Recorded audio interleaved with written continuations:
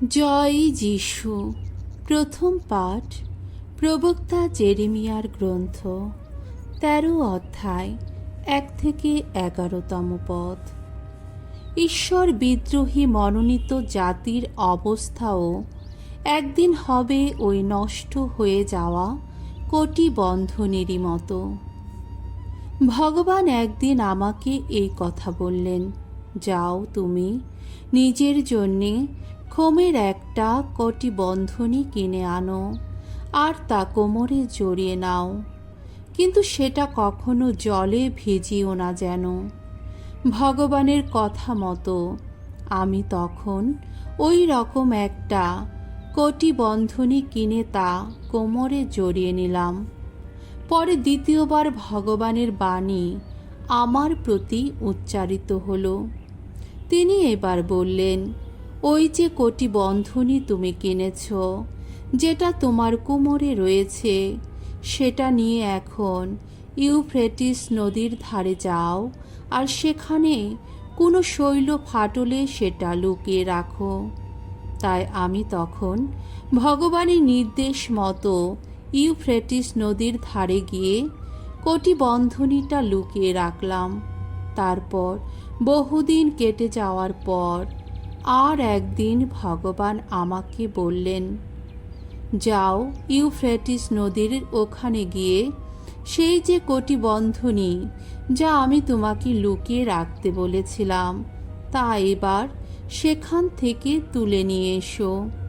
আমিও তখন ইউফ্রেটিস নদীর ধারে গেলাম, যেখানে আমি কটি বন্ধনীটা লুকিয়ে রেখেছিলাম, সেখান থেকে মাটি খুঁড়ে তা বের করলাম, কিন্তু দেখলাম তা নষ্ট হয়ে গেছে, সেটা আর কোনো কাজেই লাগবে না।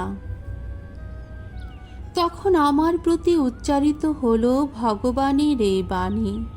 ভগবান এই কথা বলছেন, আমিও একদিন এমনিভাবেই নস্যাৎ করে দেব জুদা ও জেরুসালেমের সেই প্রচণ্ড অহংকার। এই যে দুষ্ট জাতির মানুষেরা, যারা আমার কথা শুনতেই চায় না, যারা নিজেদের হৃদয়ের সেই জেদের পথেই চলতে থাকে, যারা অন্য যত সব দেবতার অনুগামী হয়ে তাদেরই সেবা করে, তাদেরই চরণে প্রণত হয়, এই জাতির মানুষদের দশা হবে ওই কটি বন্ধনেরই মতো, যা আর কোনো কাজে লাগবে না। কেননা কটি বন্ধনী যেমন মানুষের কোমরে শক্ত করে বাঁধা থাকে, আমিও তো তেমনি শক্ত বাঁধনে সমগ্র ইসরায়েল বংশকে আর সমগ্র জুদা বংশকে নিজের সঙ্গে বেঁধে রেখেছিলাম। এ কথা শোনাচ্ছেন স্বয়ং ভগবান।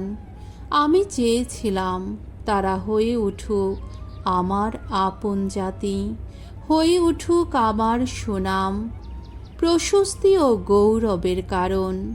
কিন্তু হায়, আমার কথা শুনলই না তারা। প্রভুর বাণী। ঈশ্বরকে ধন্যবাদ। সাম সঙ্গীত দ্বিতীয় বিবরণ ৩২, ১৮ থেকে ২১তম পদ। ধুয়ো। তোমার ঈশ্বর যিনি, তোমার জীবন দাতা যিনি, তাকে আজ ভুলেই গেছ তুমি। তোমাদের সেই শক্তি শৈল যিনি, জন্মদাতা যিনি, তোমরা তাকে উপেক্ষাই করেছ। তোমাদের জীবনদাতা ঈশ্বরকে ভুলেই গেছ তোমরা। সবই দেখেছেন ভগবান। নিজের পুত্র কন্যাদের অমন আচরণে অতিষ্ঠ হয়ে হেলায় তিনি তাদের ঠেলে দিয়েছেন দূরে। বলেছেন তিনি, আমি ওদের সামনে থেকে আড়াল করে রাখব আমার শ্রীমুখ, দেখব শেষে ওদের কেমন দশা হয়। ওরা তো এমনই প্রজন্মের মানুষ, বিকৃত মন যারা, এমনই সন্তান ওরা, বিশ্বস্ততা নেই যাদের অন্তরে। ওই যত অদেবতার অনুগামী হয়ে ওরা তো উত্ত্যক্তই করেছে আমায়। ওদের ওই সব অসার মূর্তির পূজা করে আমাকে ওরা অতিষ্ঠই করেছে। তাই আমিও এখন অজাতির যত মানুষকে আমার কাছে টেনে নিয়ে ওদের উত্ত্যক্তই করব। অবোধ এক জাতির মানুষদের কাছে টেনে নিয়ে ওদের অতিষ্ঠই করব। বাণী বন্দনা।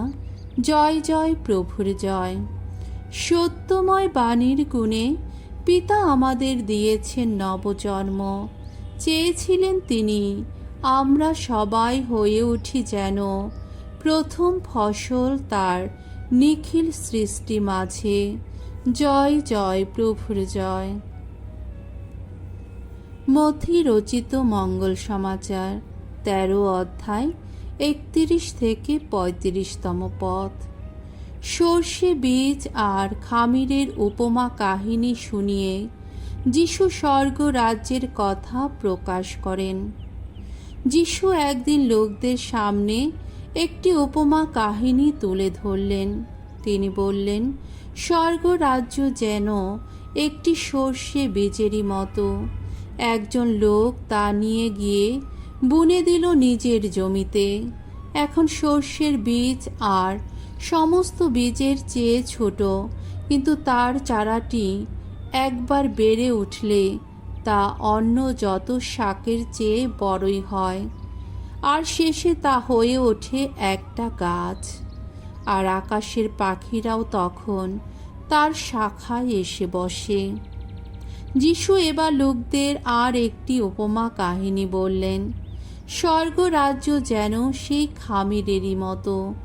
একজন স্ত্রীলোক তা নিয়ে এসে 3 পাল্লা ময়দার সঙ্গে মাখতে লাগল, যতক্ষণ না সমস্তটাই গেজে ওঠে। যিশু সেদিন উপমা কাহিনীর মধ্য দিয়েই লোকদের কাছে এই সব উপদেশ দিলেন। আসলে উপমা না দিয়ে তিনি লোকদের কোনো উপদেশই দিতেন না, যাতে সত্য হয় প্রবক্তার এই বাণী। আমি এবার উপমা দিয়েই কথা বলবো।